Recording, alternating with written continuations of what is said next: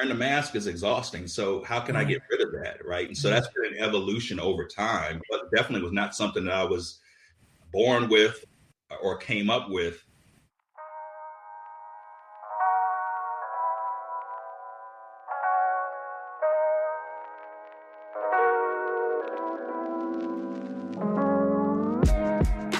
Welcome to Beliefs, Behaviors, Communication, and the Brain, where we talk about what you say, what you don't say, how you say it, and why it matters in leadership and in life. I am your host, Dr. Maisha, physician, coach, consultant, mom, and lover of all things brain and behavior. I also happen to be a trained expert in emotional intelligence, trust, safety, and trauma-informed communication. Each Monday, we will dive into the science of human behavior and relationship, sharing tools that help you build capacity and resilience as we explore what drives our beliefs, shapes our behaviors, and influences our communication. I believe conscious communication is the pathway to connection, and whether you're a leader, parent, spouse, or just someone trying to operate in your highest self, learning the power of communication is the access to real change in your relationships and your life. So stay tuned. It's time to communicate what matters.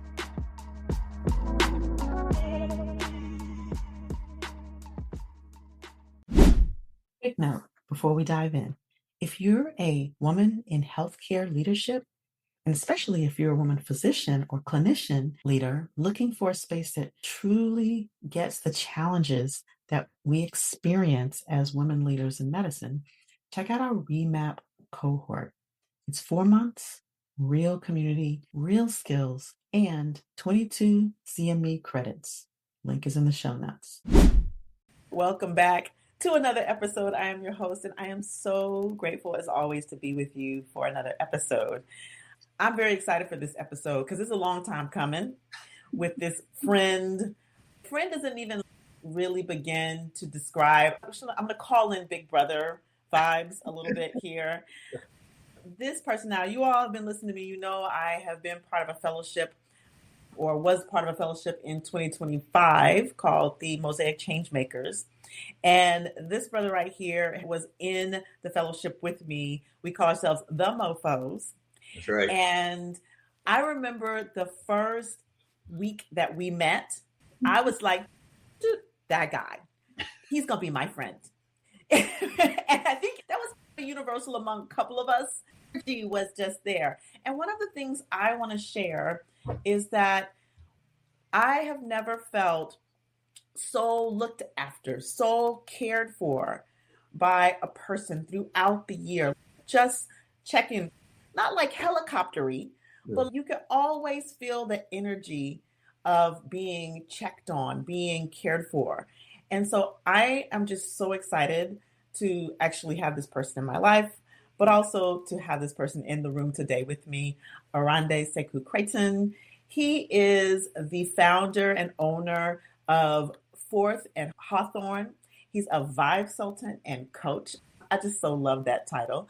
And we are here, we're talking about going where you're celebrated, and it's just and not just tolerated. And it comes from a post. First of all, if I were to say the vibe of Mosaic Changemakers, it was a place where we were celebrated.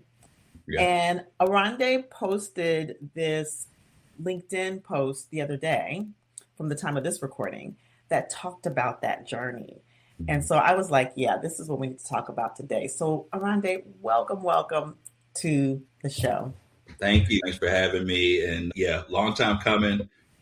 We always have fun. It's always fire when we get together. So I'm looking forward to it.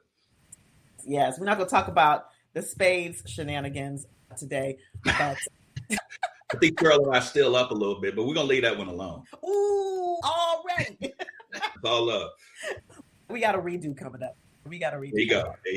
I love for my listeners to kind of get to know my guests. So please introduce yourself in the way that you feel is most authentic to you. Yeah, thanks for that. Introductions are always an evolving thing, right?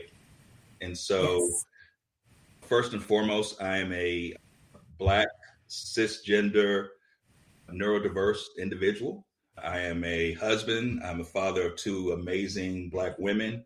And the work that I get to do in this world for probably the past 20, 25 years is working with people and organizations. And where I've gotten to more recently is helping people lead from who they are, not from who they think they should be. That's a huge difference. And it folds into the conversation we're having today around going where you're celebrated. I want people to lead from their authentic self because it's exhausting trying to lead from somebody you ain't. So one of the things you just said something that just hit, which is lead from who you are, not who you think you're supposed to be. Or like I can reframe it a whole bunch of ways, not how people think you should be. Right. It hits for me because coming out of residency, I was always, I would say, the self-proclaimed proud weirdo in my class. Okay. I was a yogi. I was a Reiki master. I'm like going to traditional medical school, studying traditional Chinese medicine, doing Reiki on people, got crystals. I was that girl in med school. I knew no other way to be. But when I came out of residency, practicing this sort of, we called it alternative medicine back in the day, that was something that was an unknown for most people, for most of my colleagues. And because of that, I was isolated. Yeah. And I think I learned at a very early age that I could be no other than myself. But there was a consequence to that, which means I was very isolated in my career for a long time. And so one of the reasons I resonated so much with your post was that you put language to something that I had experienced that I hadn't quite realized that was that. I'd love to hear a little bit about how that evolved for you, like how you evolved into leading from who you are, everybody else be damned. The funny thing, I appreciate hearing your experience, Maisha, of I was okay being the weird one, right? Mm-hmm. For me, it was the opposite, right? Mm-hmm. And so I grew up in Richmond, Virginia, north side of Richmond. And when I first got ready to start school, the neighborhood that we lived in, foster home on the end of the block. My mom and dad were there, but it wasn't a whole lot of households that had mom and dad there. My mom is a former teacher. And so we had a brand new school going up and she was like, yeah, nah, this is not going to get it. So I got bused, right? I literally at 4 going on 5 had this dynamic of you got to be one way when you're home in Highland Park, bust out into the affluent old white area of Richmond, 6 years, and I got to be something different out there. And the two didn't mesh. And so what was interesting for me is I couldn't understand as a kid, like just take it at face value. If you said you're going to be in my house at 4:00 and it's 4:05, I'm like, what's going on? When you talk about being okay, being the weird kid, for me, I was definitely the weird, different kid, but it was made known early that was not okay. And so what helped me survive was figuring out really quick, either what's the rules of the game, or if you don't know the rules of the game, you better make up something real quick so that you can be safe, right? For me, it was really like, how can I blend in and be like everybody else? Those refrains of, I just happen to be a good this who happens to be Black, right? Mm-hmm. The ways that I was engaging in space for the most part, not being comfortable with it's okay to be the weird one, right? Yeah. So that was a little bit different for me. And just through life experiences, having kids and seeing how they're entering the world and then realizing this is exhausting. Yeah. Wearing the mask is exhausting. So how can I get rid of that? Right. And so that's been an evolution over time, but definitely was not something that I was born with or came up with. And the funny thing is, you know, parents have all these little sayings that they give you and you'd be like, oh my gosh, I can't wait to get out your house because this little saying is getting on my last nerve. Right? Yes, I do know. The one that my dad, and he had many, but the one that sticks to me that really is a mantra for me is no one can beat you at being you but you, right? Ooh. No one can beat you at being you but you. And I used to hate that growing up, right? Because a lot of times it was associated when I would get in trouble with something, they'd be like, see, told you, nobody could. But as I got older, I began to understand and respect it more. Figure out how can I embrace and make this a true part of who I am. And so that's really what that journey of getting to a place where you're celebrated, not tolerated, comes from. And as you were sharing your experience as a child, it brought something up for me, which is, I think that my self-proclaimed weirdness was a rebellion from childhood, because I think I came into that more in my med school days. Okay. As a kid growing up in the house of violence, you learn to be invisible. You learn to go in and be seen and not heard, which is also what we grew up with, right? Right. And so I do remember I changed schools a lot. It was out when I was young, and being a chameleon, being able to get along with everyone and fit in with everyone. Although I don't know that I was as concerned about fitting in as I was concerned about avoiding conflict. And also, I think my family of origin, they put me in this box of who they thought I was. So for me, it was the call was coming from inside the house. Yeah.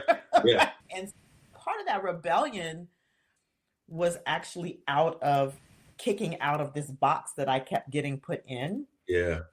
I resonate with this whole, you gotta be this. For me, it was inside the house. You're a girl, you need to be frilly. You need to wear your hair. You need to wear makeup. You need to act this way. You need to be a debutante. That was not who I was. And so you as a debutante, just knowing you now, right? And so when I graduated, I cut my hair. I was like Toni Braxton short. Okay. I was like baggy shorts, baggy pants. I was the most boyish, thuggish.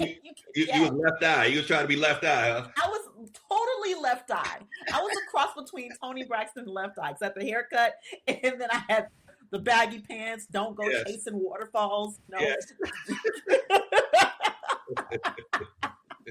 Yes. I love it. Well, I think for me, what's interesting is as I hear you lay that out, it's so interesting, either the patterns that we fall into with our families or the assumptions that we make, right? In my case, I'm the oldest.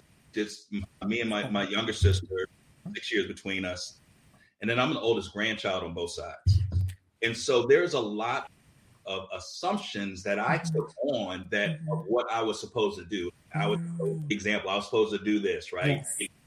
And stories that were made up in my head, but I held for so long and I thought they were real. This is how you're supposed to do, or you got to do this because of sacrifices that family made and this kind of thing. And then you start exploring, and when you get to be an adult and you're like, oh, there was absolutely no truth to that. Like, where did that even come from, right? And for me, one of the things I thought was always interesting is my dad is a retired accountant, a retired CPA.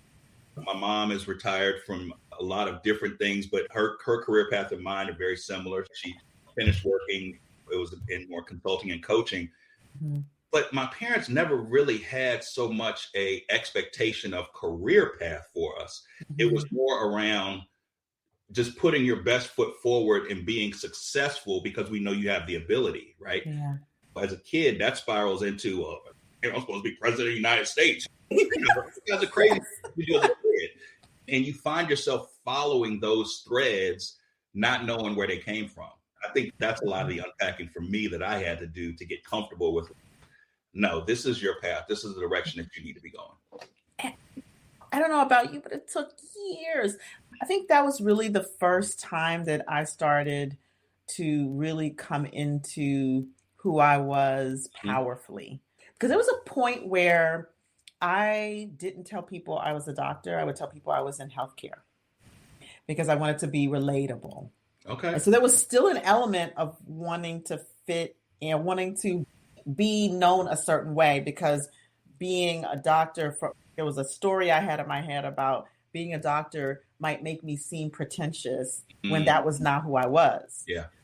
Coming up in a household where being a young Black girl in a sort of upper middle class household meant I had to be a debutante. I had to be frilly and girly and do all of these things. It was like it mapped onto this whole like, oh, you're a doctor now. Yeah. Right. Yeah. And so I would not tell people I was a physician. And then I got called out on it by a mentor. Okay. And she was like, why do you never call yourself Dr. Claiborne? And I'd be like, because that's not how I want people to know me. Being a doctor is what I do, not who I am. Yeah. And she was like, but wait, though, you went to school for how many years and did all the things? And she made me lay it out, name it out. And so I had to be comfortable with the both and.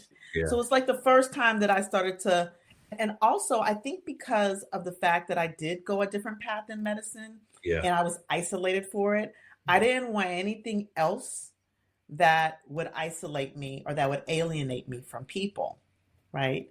So I didn't even know that there was a place that I could be celebrated. I didn't even know what that meant until maybe 10 years ago. I completely hear that. And I think my similar experience and story was a coach that I worked with, Jim Milner out of Milwaukee. Shout out to Jim. Amazing older Black male coach. I was interviewing him to see if I wanted to use him for coaching. And I remember what locked me in was he asked me a question at the end. He said, I want you to sit with this question.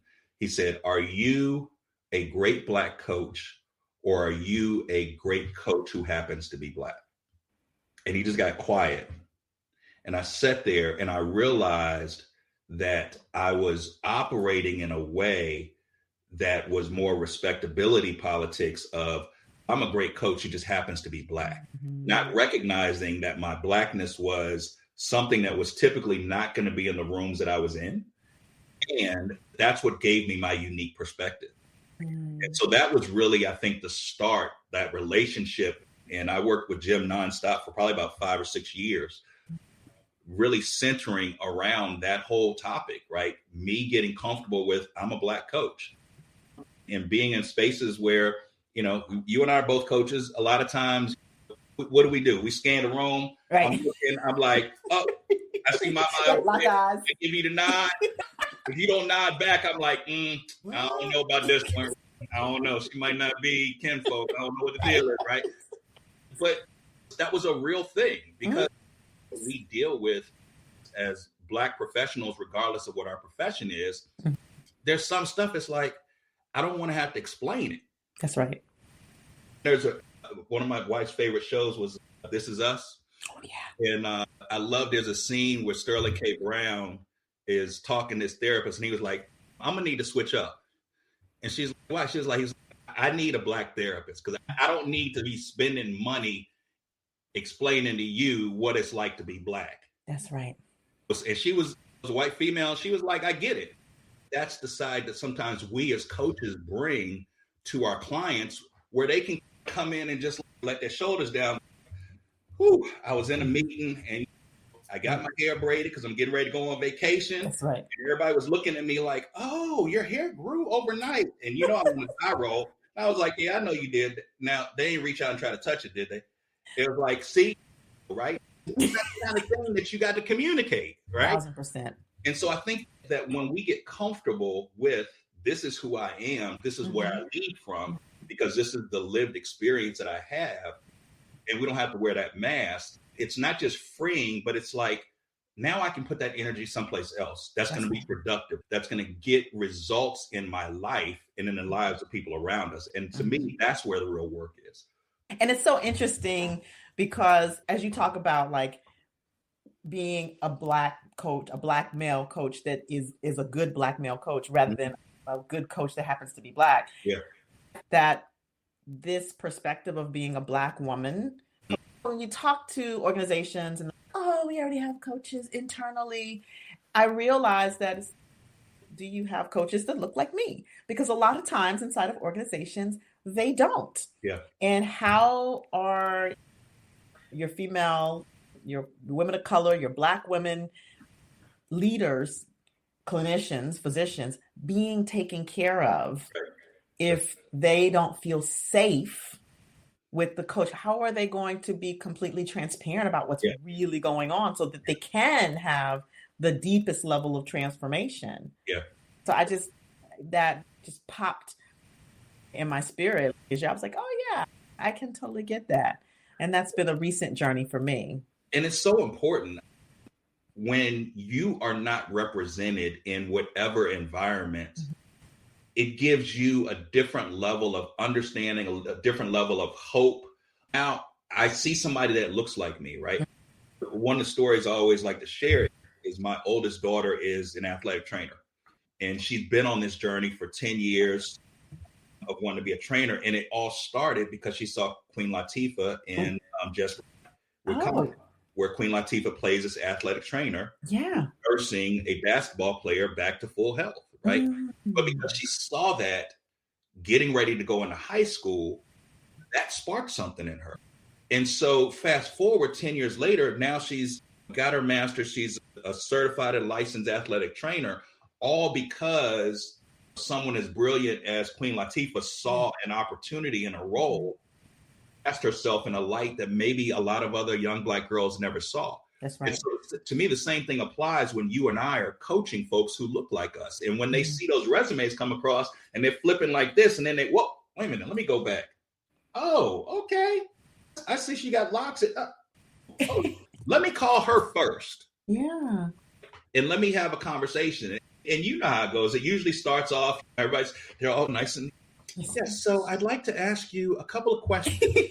Pops out where you like, so one thing you don't have to do is when we get together, you ain't got the code switch, just be you. It's like you see that.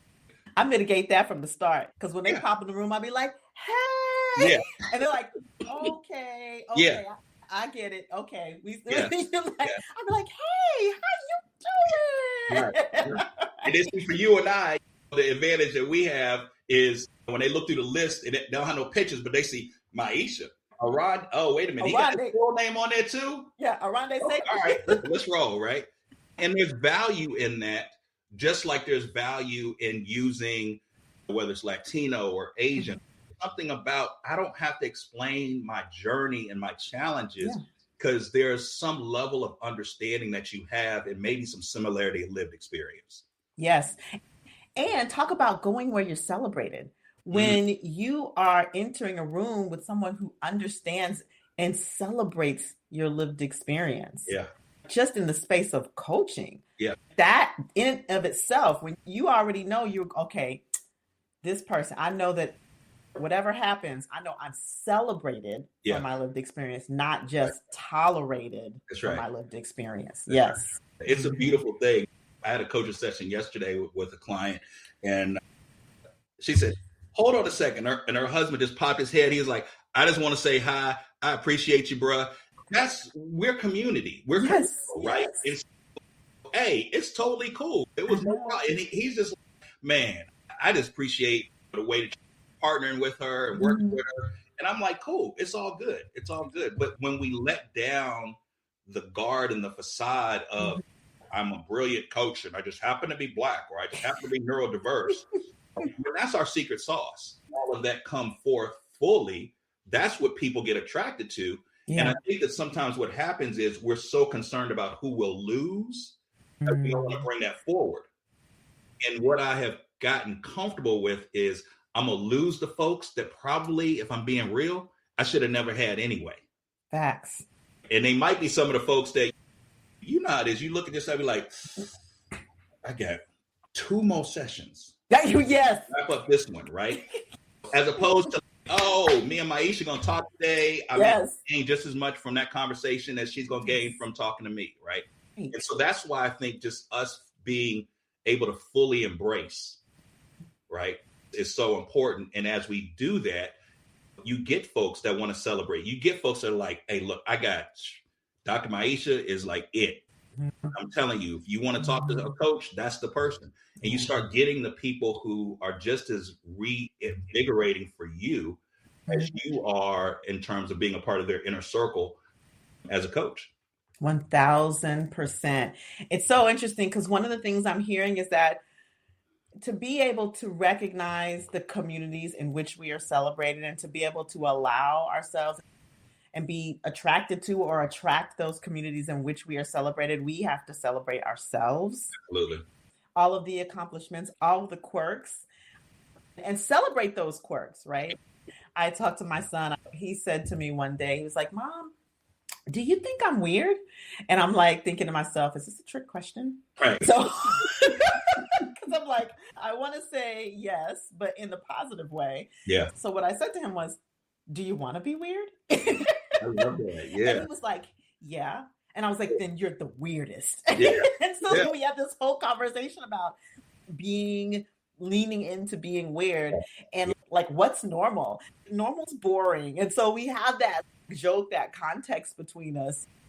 But I didn't have that growing up. And Right. as you talked about. And so I'm curious about, when's the first time that you were in a community where you really truly felt celebrated? Hey, before we get back to the episode, I want to take a moment to share something close to my heart. 17 years ago, someone saw my leadership before I could see it myself. That experience changed everything for me. And that's exactly why I created the REMAP cohort. If you're a woman physician or leader in healthcare who's tired of being talked over, burned out from carrying conversations you don't have language for, or just craving a space where you don't have to explain being the only one in the room, this is for you. REMAP is a 4-month cohort, a small, intimate community for women, physicians, and leaders in healthcare, where you'll build real communication skills and community, navigate the hard stuff, and yes, earn CME credit in the process. 22 Category 1 AMA CME to be exact. Listen, you deserve a space that pours into you, not one that continues to extract from you. Find out more, reserve your spot, or schedule a discovery call at mindremappingacademy.com. Also, the link is in the show notes. Ooh, wow, that's a good one. First time I was in a community where I really felt celebrated.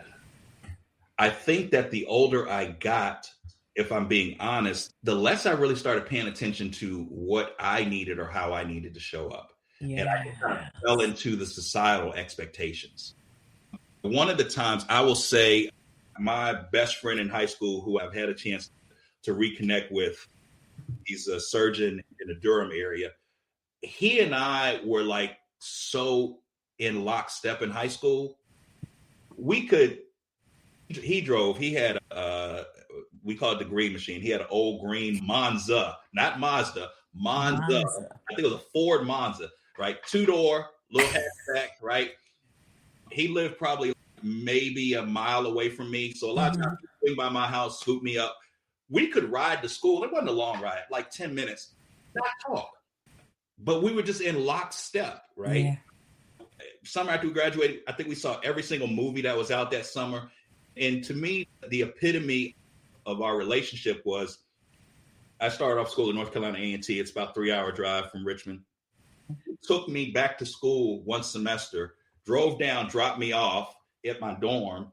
I'm getting my stuff. I'm going to pack up. And it's like a Saturday. So I'm like, yo, you want to hit a party on campus? No, I'm going to head back to Richmond. I'm like, bruh, you just drove 3 hours. We can hang out if you want to crash in the dorm. No, I'm good. But we had that level of comfort with each other at that time. Yeah. I think that there was probably maybe individuals, but not necessarily holistic communities where I felt that. And then most recently, and not just saying it because you on, but really the mofos. Yeah. You know, it's 16 of us. Yeah. I use the example of when you had your talk in Asheville, 15 people, 5 of them showed up. Yes. And only one lived in Asheville. So we all rode to support. That's community. It was like, nah, we all gonna try to get there if we can. And then those who weren't was like, I need you to, can y'all illegally record? No, we're not breaking no rules, right? Because what is she talking about? Give us point by point, right? But to me, that's community because we all kind of show up as who we are, what we need to do.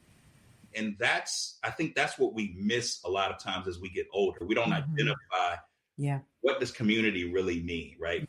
Like even when we get together for dinner and your son is there, I'll check in on him on some hoops or something, or video games, and he does this thing. But it's community, right? Yeah. That's to me what's important, especially as we're getting older. Because this is double nickels for me this year. I'll be 55. I'm looking at, where can I be me and I don't have to feel exhausted when I leave? That's the key for me at this point in life. That part. Yeah, I think that with age and work comes wisdom. And I think there's so much wisdom in what you just said.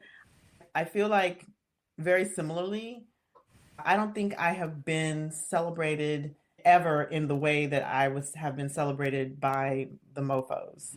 And the way that I be called back in, no, we're not stepping over that. The way that my voice has been called in to the room, that was very new for me. Yeah. And in a way, sometimes initially when you're not used to it, it can be uncomfortable.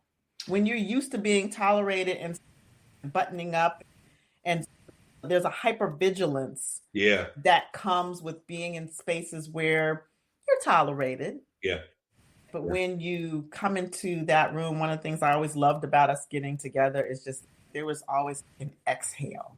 Yeah. You could just be whoever, wherever, whomever, and that was all. That was what it was. And I think for me, I think especially if we go back 6 years to everything that happened with the murder of Ahmaud Arbery and Breonna Taylor and George Floyd, I know for me, it caused me to get to a place of almost tensing up, right? Yeah. That hypervigilance that you just spoke of. Maybe I only need to be around Black folks, right? But then, real talk, as the saying goes, all skin folk ain't kinfolk. Ain't kinfolk, that's right. And this came up when we were together last year. And it was one of the things that I said, and then I was like, I felt like Will Ferrell in Old School when he blacked out on the debate stage. What did I just say? Everybody's like, that was brilliant, right?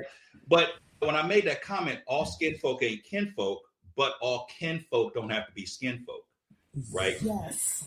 And for me, that's what Mosaic taught me. That's what those taught me, right? Because it's Black, Latino, Asian, and all of us just vibe in our way, collectively and individually.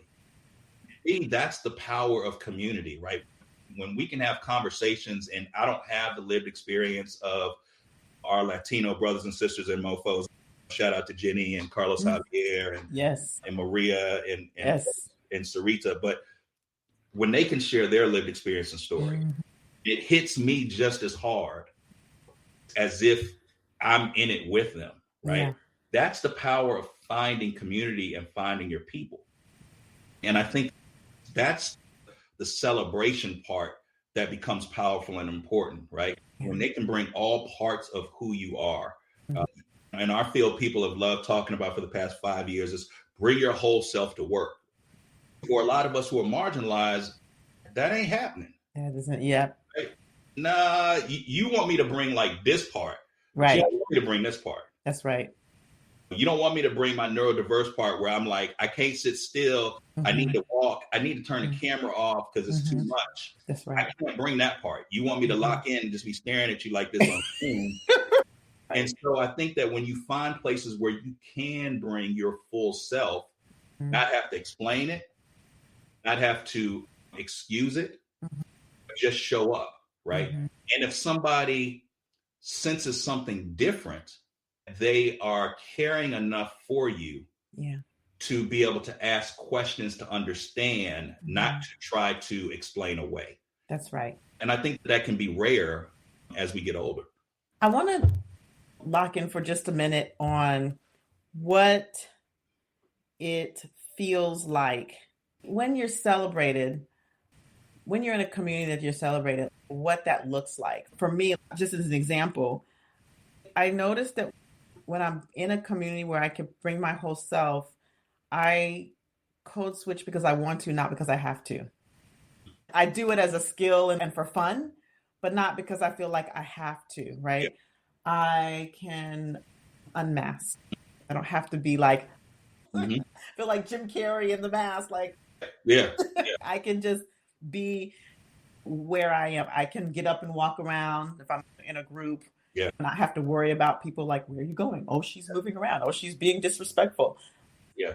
What does that feel like in your body? Or what do you feel like you're able to do when you're in that kind of community? Yeah. I think the first thing that comes to mind, Maisha, is I don't have to perform. Right. So thinking back to a few weeks ago, I was in the UK. I was facilitating a leadership team meeting and they hit a little bit of a rough patch. So we had taken a break and I connected with the person that had brought me in. And I was like, look, I'm at a little bit of a loss because XYZ just happened. And she was like, why don't you just say that? And so I said it. I said, listen, here's what happened. Here was my response. I'm at a loss. What's really going on here? And everybody kind of paused and was like, I appreciate you saying that. I'm realizing here was my part in it, right? So it's not having to perform, but it's also not having to feel like I got to prove. Like, I got to prove that I earned my spot here. I can be me. I can come in and, you know what? I don't know. What do y'all think? Yeah. Okay. Or I don't have to feel like I'm coming in and I always like to jokingly say, put on my Case Western lens and start speaking the King's English and the these. I can just tell you, like, this ain't working. Or I kind of rock with what you were just saying, and people get it, right? So it's not just the code switching, but it's I don't have to waste a lot of time and energy with pretense and with trying to appear to be a certain way. I don't have to be the smartest in the room. Yes. All of those things. I can just show up as me. And for me, when I do that, because I'm naturally a very observant person, it actually opens up that other side for me. And one of the things that it opens up that I don't think happens enough for us is I'm able to feel comfortable with, here's what I'm sensing physically. Here's where I have comfort or discomfort, and I can call that out as an observation because it's real in the midst of what's happening in that room. Yeah. People aren't looking at me like weird. What was that cool thing you just did? No, I wasn't. I'm telling you, yeah, when you said that hit me here, and it's unsettling. And then somebody else can be like, I'm unsettled too. I appreciate you calling that out. One thing came up as you were speaking, one of the other things that I didn't recognize until just now, that when I am in a place where I feel like I'm celebrated, I can actually say no without having to explain myself. Ooh, no is a whole answer. It is a whole answer. I can decline and not have to feel like, or counteroffer or anything, unless I want to counteroffer. Right. So that is another piece. Yeah. That's an important piece, because if I know I'm with people who get me, I can say no, and it's not going to change the relationship at all, because they're in it because of who I am, not what I do or what I bring to the table. But that sparked when you said, I don't have to prove. Because I think when we feel like we have to prove, we have to say yes to things that maybe we don't want to say yes to, or we haven't thought all the way through, right? Absolutely. It's not an automatic yes. I can say, I don't know. Let me think about it, right? So, I appreciate you saying that, because that's what it brought up for me. Yeah. And such a rich conversation. The question I have for you is, for our audience, is if you had one or two or three things to leave the audience with about this piece of going where you're celebrated, or recognizing where you're celebrated and not just tolerated, what would you leave them with? I think there's a couple of things. In order to understand being celebrated, you also have to understand what tolerance is. One of the things that I wrote about is that tolerance can be seductive. I think especially for those of us who've been marginalized, I'm not having to go through what my parents had to go through in the 60s and 70s. Woo. If I got to do this, but I'm not being called out my name or having rocks thrown at me, then it's okay, right? Yeah. Or I got a family to take care of, right? I got a kid going into middle school, high school, college, right? And I think that we make up those excuses. So recognizing the things that we're doing that allows tolerance to continue to be seductive, I think that's important. I think when we talk about celebrated, how much of you can really show up, or how much of you is still hidden, right? And I'm not saying that you got to be an open book to everybody, right? But if you're feeling like, I'll just use a common one for sisters. If you're feeling like, I can't wear my hair natural, I can't bring braids into the room, which is what I would prefer to do, right? What are some of the things that are coming up for you as a part of who you are that you feel like you can't bring into the space? And then how do you feel going into and coming out? If you're dreading Monday, Tuesday morning, you need to start investigating that a little bit. Yeah. What are some of those things? So I really want people to tap into what are they feeling? Yes. What are they sensing? Yes. My client just got an aura ring and she said, oh, this is telling me all kinds of stuff about how stressed I am during the day. I said, so pay attention to that. Yeah. Pay attention when you get ready to walk into the room, does your stress level go up? It does. What's causing that? So I think if we just really slow down long enough to allow our bodies to talk back to us and say, this ain't feeling right. Yeah. I think that's an important part. And when do I feel settled?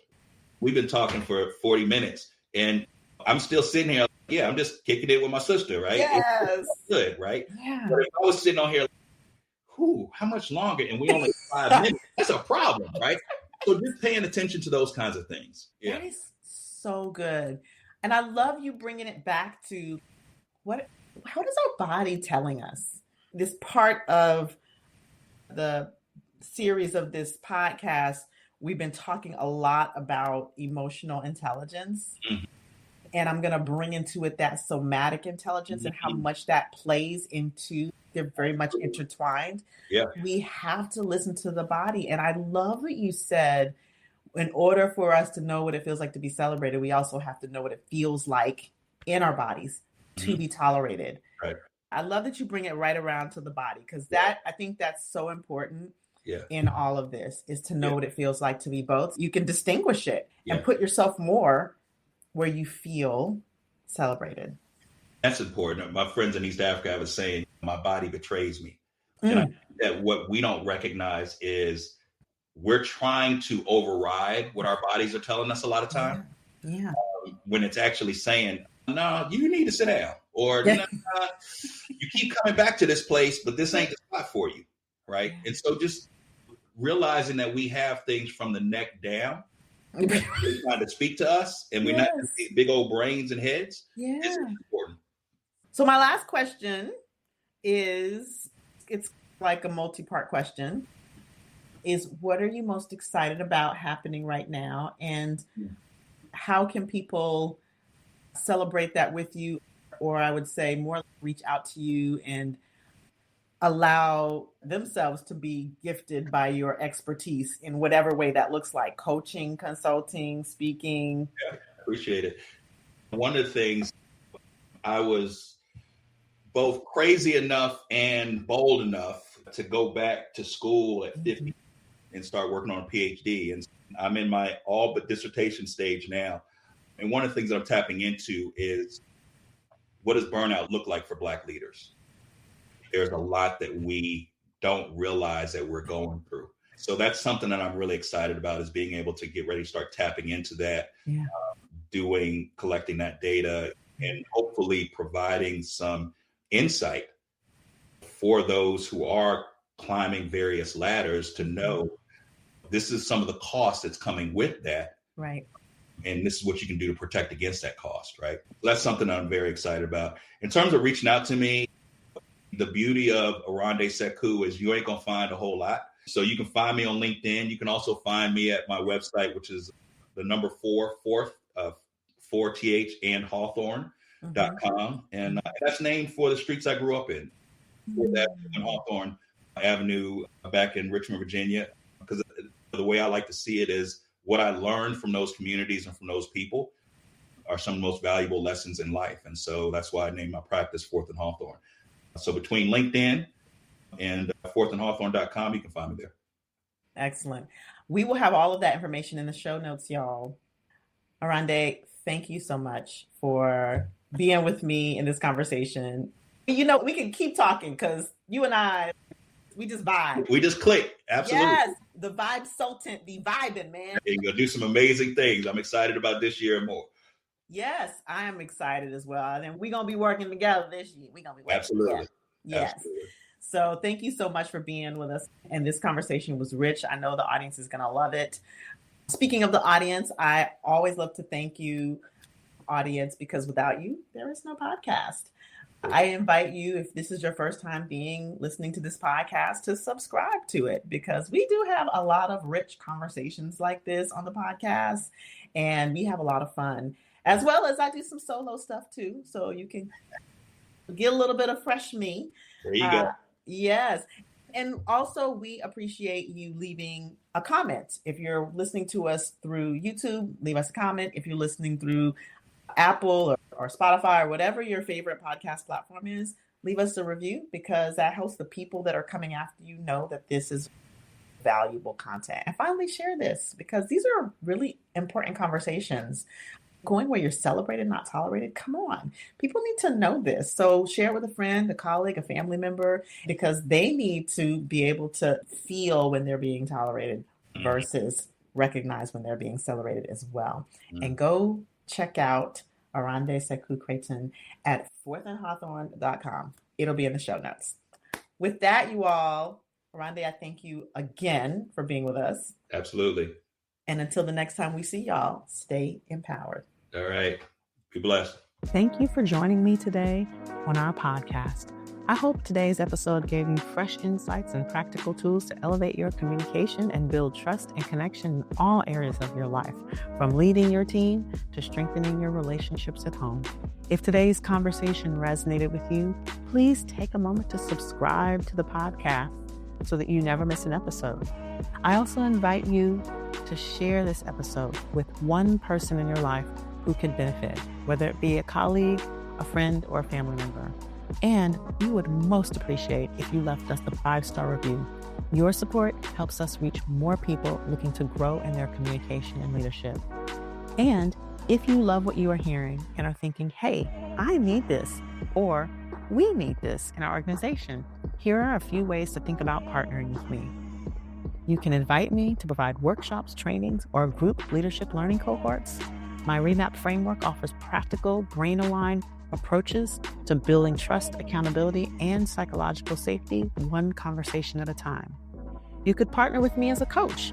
I provide leadership, communication, and burnout coaching for leaders, clinicians, physicians, and executive teams. If you are an individual and you feel lost, burned out, or like your traumas are getting in the way of your triumphs, perhaps you could use some personal mind remapping transformation coaching. And finally, you could take our communication course. Communication That Transforms is a transformational course that helps you build and strengthen trust and safety in your relationships. It's great for individuals, transformational for communities, teams, and organizations, and it is CME accredited for our physicians and clinicians out there. Feel free to reach out to me directly for any of these pathways to partnership by visiting my website, www.mindremappingacademy.com, or by contacting me directly on LinkedIn, /Dr. Maisha. Remember, change happens one conscious conversation at a time. Keep listening with intention and communicating with clarity. And until the next episode, stay empowered.